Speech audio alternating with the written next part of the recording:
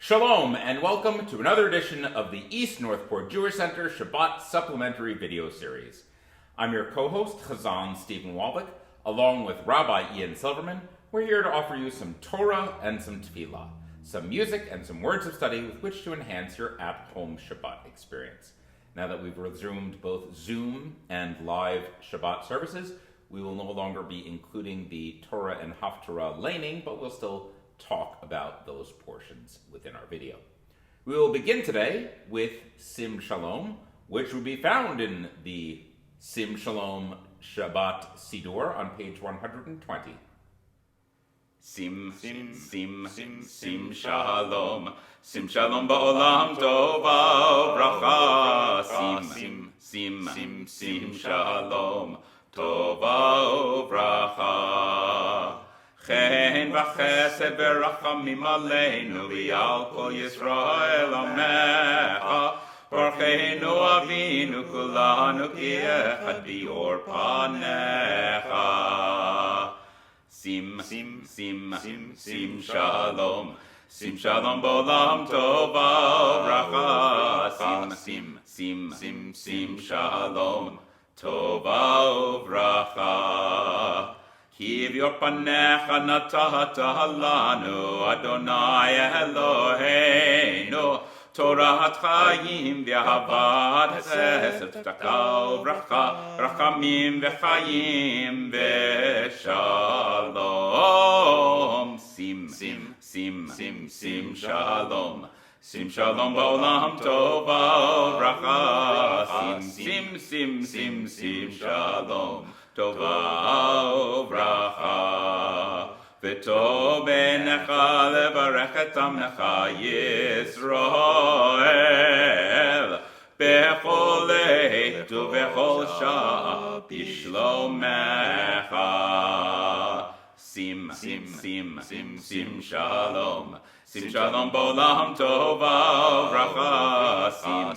Sim Shalom tova bracha.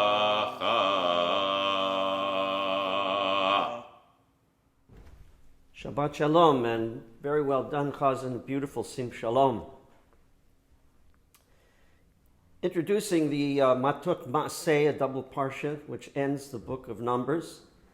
I'd like to say a few things about an outline of what happens in the portions, and conclude with a poem that I wrote for Matot-Masei, especially for Masei, the section that deals with the various encampments of the Israelites as they went in their entire desert wandering.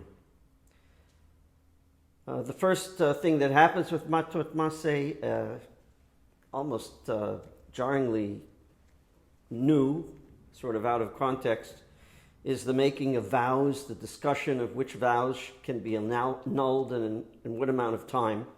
For men, they can be annulled by a Beit Din, by a rabbinic court. The Sedra doesn't really talk about that, but and that would apply also for widows.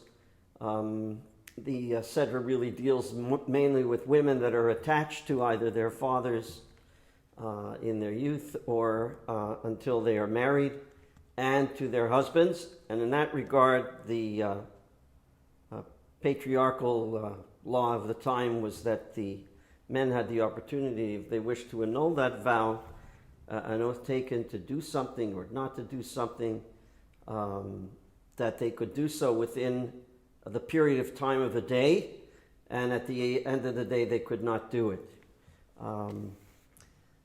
By then it had to be fulfilled.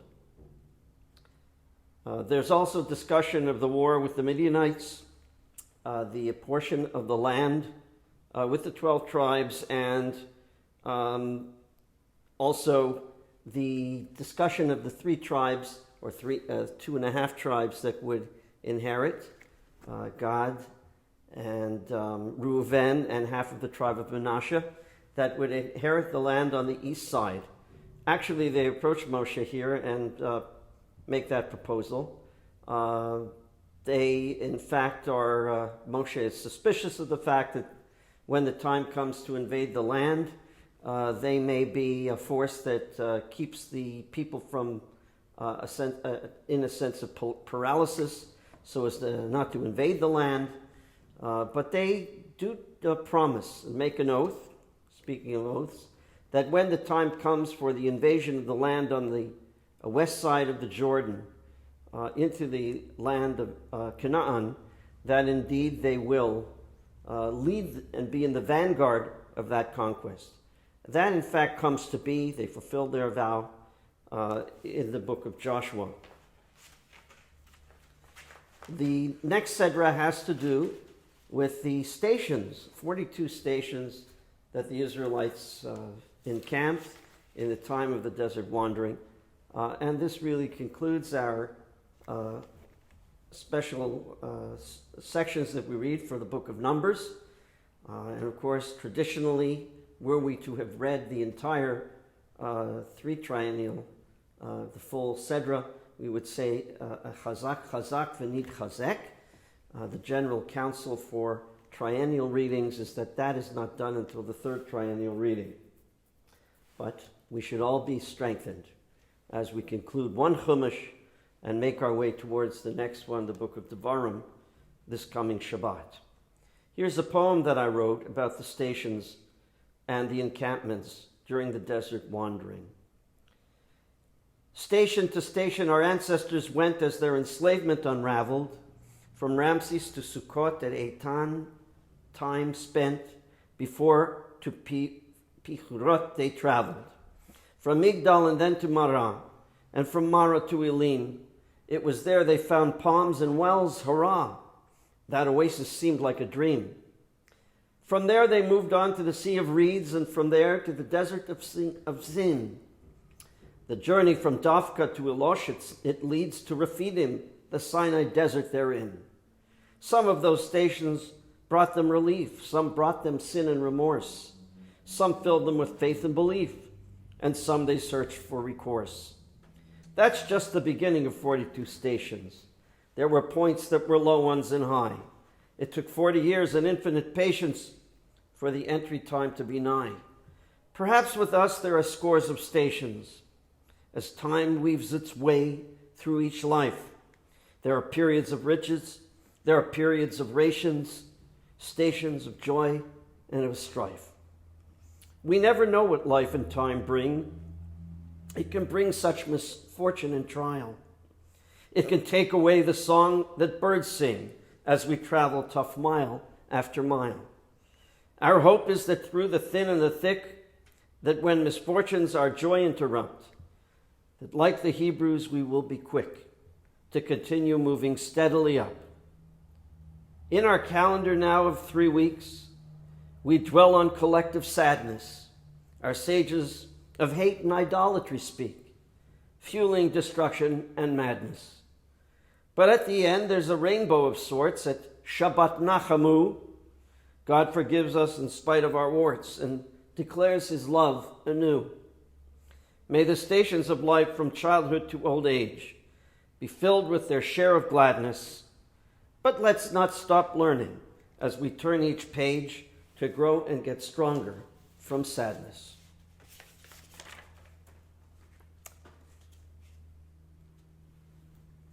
We hope that you will come and hear the Torah being read in our service this week in our shul physical minyan that we have here at East Northport Jewish Center. When reality changes on a dime, a sermon of Masei. Sometimes our lives turn on a dime, and sometimes we need to readjust to new realities, and from one set of circumstances to some very different ones. In other words, we must go from one station to another, very much like the Israelites go through 42 stations in their 40 years of desert wandering at the Sinai. This happens to every individual in the course of their lives, in the decades of life. How we respond to them is important. In Parshat Chukot, we read some weeks ago, we learned that Moshe seals his fate to not be among those who come into the land of Israel as he speaks harshly and hits the rock with his staff rather than speaking to it in the name of God to bring water out of it. and as a result of not sanctifying God's name, he'll not get in. And in the Seder of Pinchas that we read last week, Moses is told that he will die, just as Aaron died at the top of the mount after seeing the land from afar. One feels for Moshe, who spent much of his life yearning to see his people in a land of their own. But what does he do? He doesn't gripe, he doesn't whine, he doesn't plead his case. He says, God, who is the God of all flesh, Hashem Elokei Kol Basar, the God who, in a sense, is the God that has decreed that all of us are mortal, give them a good shepherd in my place. He adjusts to the jarring event, to the setback, and he reacts nimbly to it, with class and with wisdom, putting the needs of his people, not him first. We see yet another adjustment in our parsha today. Cities of refuge are set up for a person who accidentally kills someone. An axe handle flies off, or head flies off a handle, hits somebody in the head and kills them. One of the examples in the Torah. And such a person has cities, places of refuge, that protect such an unfortunate soul, and he's to stay there until the Jubilee, or until the high priest dies, whichever comes first. That could be a year or two, that could be next week, or that could be generation or two. 49 years. The Talmud tells us that the mothers of the high priest used to come with cakes and serve it to the people who were refuge in those cities of refuge for fear, or to make sure that they were well disposed towards the high priest and that wouldn't pray for their death. An interesting section of the Talmud. One wonders how such a person with that dramatic and dreadful turn of circumstances adjusts. What are the odds that such things take place, these awful convergences that lead to tragedy, and the whole reorientation and direction of one's life that's changed, the damage done to children, the costs of it, the loss of life, the damage to wives of the victim, and of course to the poor accidental manslaughterer. Sources say that this guy, or person, could be a woman, I guess, sort of had it coming in an indirect way, that all of these things are under God's control and they must have done something that would have merited such suffering. But that kind of flies in the face of the fact that the mother of the high priest comes and brings cakes to them so that they shouldn't pray for the death of her son. Because logic would have it, if that person earned it in some fashion, his prayers would have no effectiveness. And yet, a person must cope, must move on and respond to the challenges of the unforeseen and move beyond the imbalances and beyond the disorientation. In the process of faith, these refugees must deal with guilt and victimization, and perhaps the threat of vengeance if he or she tarry. Obviously, these events are jarring and life-changing and require resilience and adjustment and nimbleness. They require also the resolve. Gamzo ya'avor, this too shall pass. When we do funerals, we have a custom of going from station to station. We have 7 stops with the casket that represent the 7 stages of life. Just as the world is created in 7 units of time, so the Midrash tells us, so a human life, an olam katan, has 7 stations. Life, infancy, childhood, adolescence, apprenticeship, education, career, retirement, old age. You might want to section it out differently. But the truth is, we pass through many, many more such stages, maybe even 42. Failures, promotions, successes, joys, broken hearts, sorrows, misfortunes, illness, job loss, life losses. Realities can change on a dime, and sometimes permanently. These stations in life require us to be resilient, as we can be, and as nimble as we can be, but they also require us to give its impact its due and to reach out for help when we need it, to be honest with ourselves when we need that support, and be willing to hold someone's hand who can help us. Such a station is now, a pandemic that refuses for now to subside. It's easy to stop feeling, to stop caring, to raise one's hands up in futility, but we may not. We must pray for strength from the Ribono Shel Olam as our descendants did, as our ancestors did, just as they did seemingly in that endless cycle, year after year, wandering in the desert. We must, like Kalev ben Yefuna, say, Yuchal nuchal bo. We can, in fact, be victorious. We can vanquish. We can transcend. We can beat this. We must never succumb to apathy or indifference, but rather reach out to support and be willing to be supported. May we turn as they did in their best moments, turn to faith and open our hearts so that in the end, we don't get stuck in our journey or paralyzed by it, but rather continue to that bright future just over the mountain, just across the river. I conclude with the beginning of my poem. Station to station, our ancestors went as their enslavement unraveled. From Ramses to Sukkot, to Eitan time spent. Before to Pichirot they traveled. From Migdal and then to Mara. And from Mara to Elim. It was there that they found palms and wells. Hurrah! That oasis seemed like a dream. From there they moved on to the Sea of Reeds. And from there to the desert of Zin. The journey from Dafka to Eloshet leads to Rephidim, the Sinai desert therein. Some of those stations brought them relief. Some brought them sin or remorse. Some filled them with faith and belief. And some they searched for recourse. That's just the beginning of 42 stations. There were points that were low ones and high. It took 40 years and infinite patience for the entry time to be nigh. May we never stop hoping and praying for a brighter future, for a new horizon, for reopening, and may it come speedily, and let us say, Amen.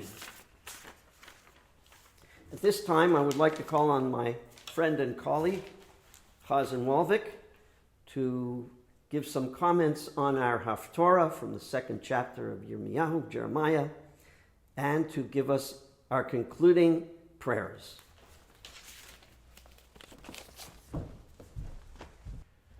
Yashkach, Rabbi. Today we continue where we left off last week. Remember, we started with the beginning of the prophet Jeremiah, Yirmiyahu. We ended at chapter 2, verse 3. We continue right where we left off, chapter 2, verse 4. We finished the chapter, and then depending upon whether we're going with the Ashkenaz or Sephardic traditions, we tack on some message of comfort after this bleak reading here. Again, it's not a happy portion. It's not meant to be. It's to sort of get us in preparation for Tisha B'Av, which is coming in a week and a half. To me, though, the interesting thing is the connection with the Kubler-Ross stages of grief, which we'll get to in a moment. But before we do that, it's important to remember where it starts. It's a very, very striking introduction to the Haftara. Shimu devar Adonai Beit Yaakov v'chol mishpachot Beit Yisrael. Hear the word of the Lord, O house of Jacob, every clan of the house of Israel. Pay attention. It's very easy to lose attention. It's very easy to become complacent. And this is sort of the message here at the beginning of this Haftara, is avoiding being complacent, because that is what the children of Israel did. You know, God brought us up out of the land of Egypt, and I led you through the wilderness, a land of deserts, pits, drought, darkness. No one is, a land that no man has traveled. It's this came years before Star Trek. V'lo yashav adam shama, where no man has gone before, so to speak. And God, much like Captain Kirk, led us through to the promised land.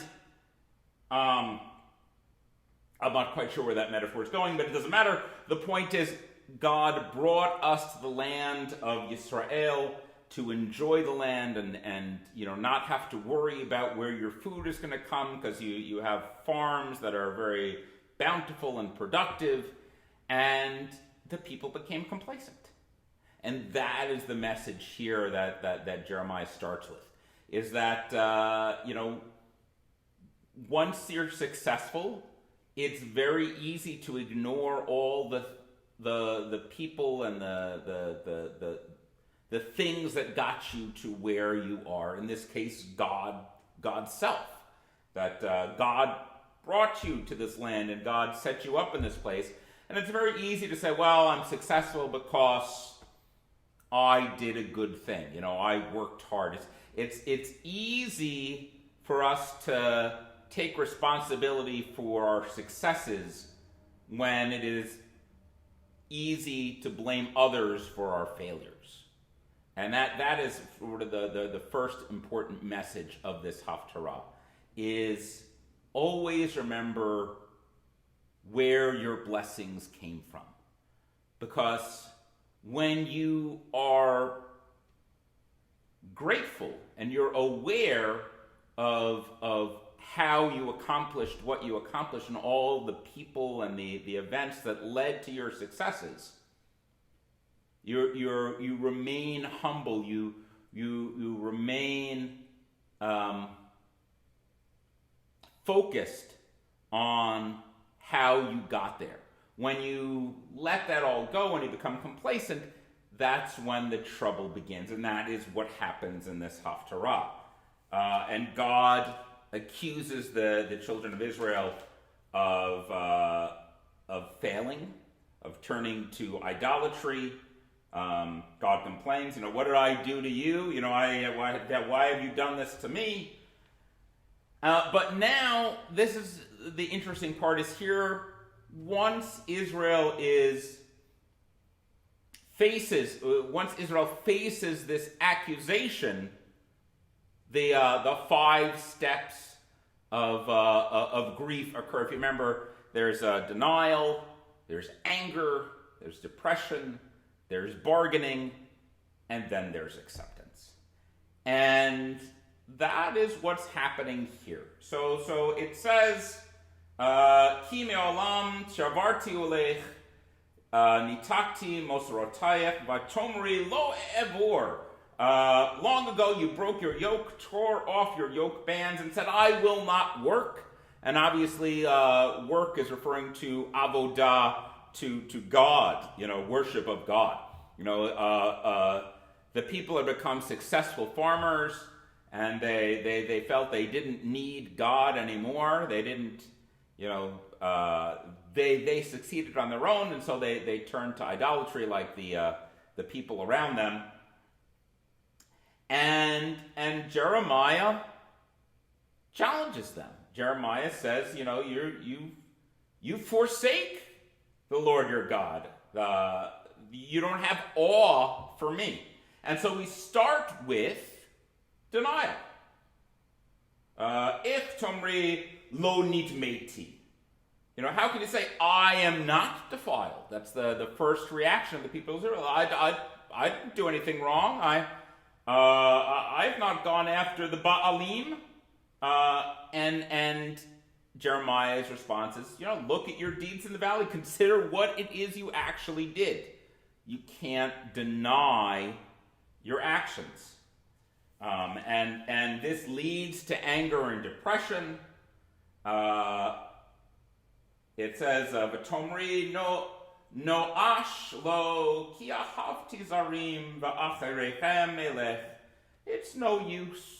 No, I love the strangers, and after them I must go. I made my bed. I guess I got to lie in it. I chose these Baalim, and I guess that's my future. And then it turns to bargaining. Omrim la'etz aviata v'la'even at yelitanu kifanu ele oref velo fanim uvetra atam yamaru kuma vahushi eni.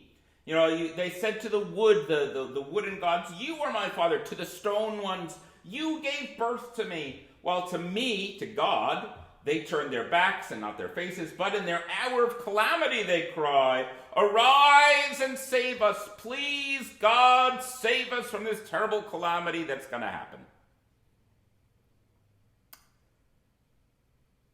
And where are those gods that you made for yourself? Let them arise and save you if they can in your hour of calamity. For your gods have become, O Yehuda, as many as your towns. It's a very, for the people who are supposed to worship Adonai Echad, one God, to have as many gods as there are cities is a pretty striking condemnation. And so after this bargaining, if you will, to try and save us from what's going to happen, almost the acceptance comes from God. Im tashuv Yisrael ne'um Adonai elai tashuv v'im tasir shikutsecha mipanai velo tanud v'nishbata chai Adonai be'emet v'mishpat v'tzedakah v'hitbaruchu vo goyim uvo yehadlu. If you remove all these abominations, almost God is doing a little bargaining here too, and you swear, as the Lord lives, in sincerity, justice, and righteousness, nations shall bless themselves by you and praise themselves by you. The people need to accept God to move on. So it's not exactly a message of grief, but it still has those same stages of emotional response. It's very hard to turn away from mistakes when we make mistakes.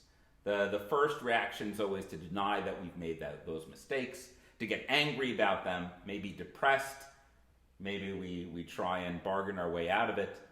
But in the end, we need to accept our mistakes so that we can move on beyond those mistakes with our lives.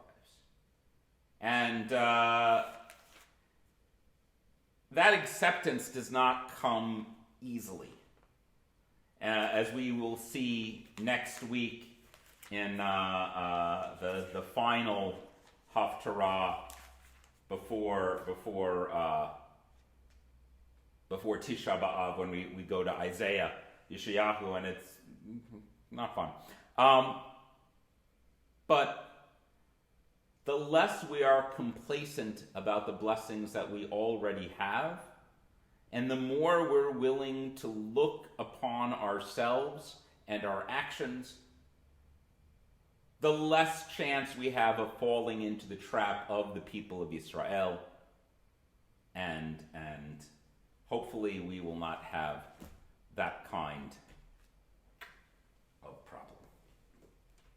We will conclude with Keloheinu, which again you will find in your slim Sim Shalom for Shabbat and festivals on page 182. Let's try a different melody. En Keloheinu, en Kadonenu, en Kemalkeinu, en Kemoshienu, mi Keloheinu, mi Kadonenu, mi Kemalkeinu, mi Kemoshienu, Nodel Eloheinu, Nodel Adonenu, Nodel Lemalkeinu, Nodel Moshienu, Baruch Eloheinu, Baruch Adonenu, Baruch Malkeinu, Baruch Moshienu, Atahu Eloheinu, Atahu Adonenu, Atahu Malkeinu, Atahu Moshienu, Atahu Shektiru, Avotenu Lefanecha, Et Ketoret Hasamim, Yanai, na na na na na, Yanai, na na na na na, Yanai, na na, Yanai, na na na, Yanai, na na na na na, Yanai, na na na na na, Yanai, na na na na na na. Hey guys, thanks for watching this video. Hit the bell button, give it a huge thumbs up, and keep being Jewish. Bye bye.